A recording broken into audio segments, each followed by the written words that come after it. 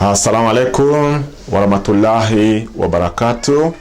My name is Teacher Isaac and I'm going to teach you Kiswahili, the level ones, the beginners.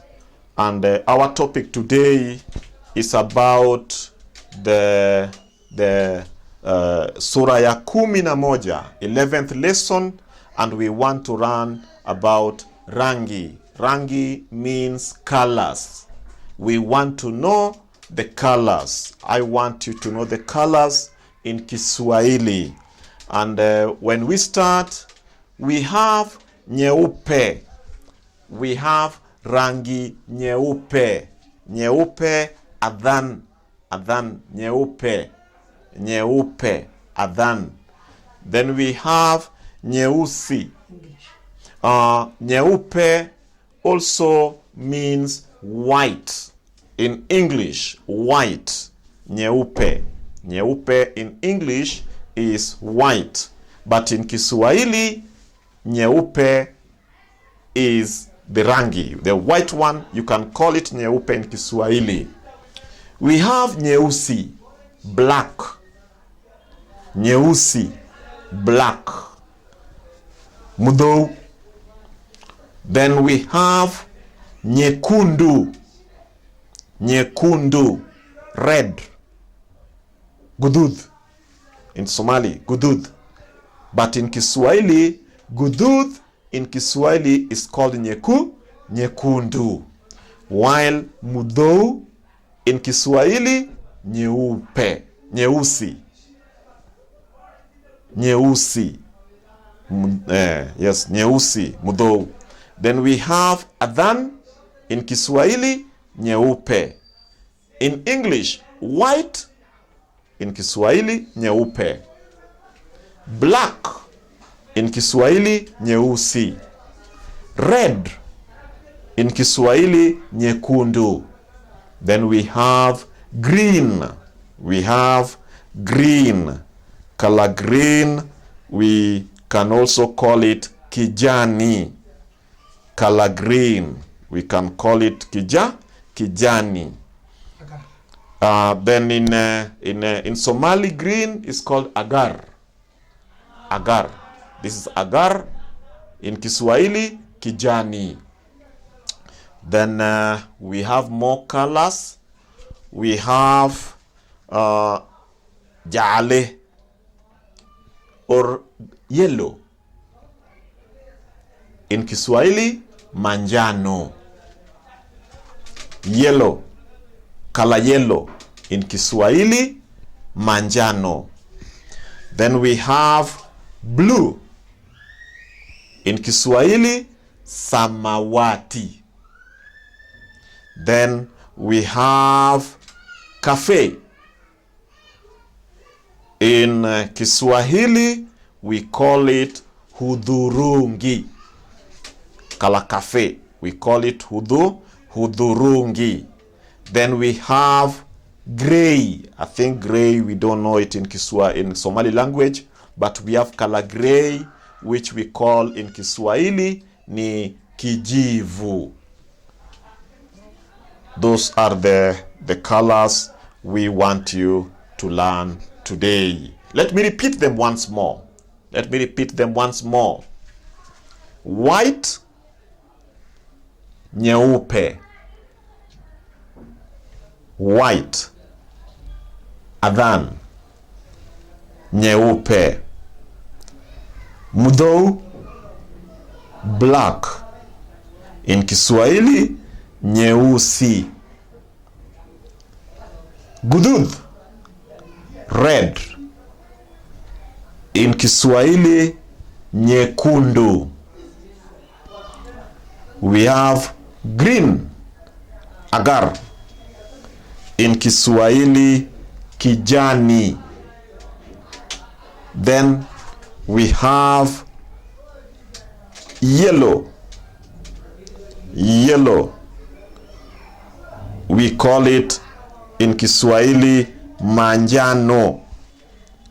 Jale in Somali language. Then we have blue.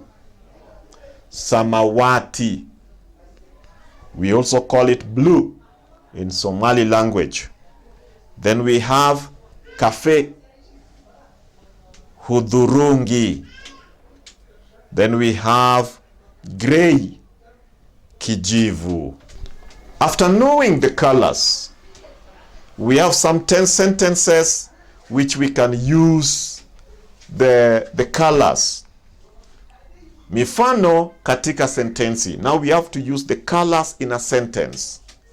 Rangi ya damu ni nyekundu. Rangi ya damu. Damu, dig. Damu, dig. Sasa rangi ya damu ni nyekundu.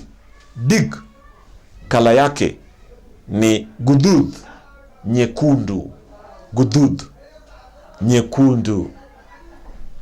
Rangi ya makaa, makaa dol, rangi yake ni nyeusi. Rangi ya dol, rangi yake ni nyeusi. Nyeusi ni mdhou. Then rangi ya maziwa ni nyeupe. Maziwa ni ano. We have anogel, anoari. Hizo ni ano. Na rangi ya ano ni nyeupe. Adhan, nyeupe. Then when we continue, we have rangi ya majani. Rangi ya majani ni kijani. Majani maana yake ni alen. Sasa rangi ya alen ni kijani. Agar, kijani.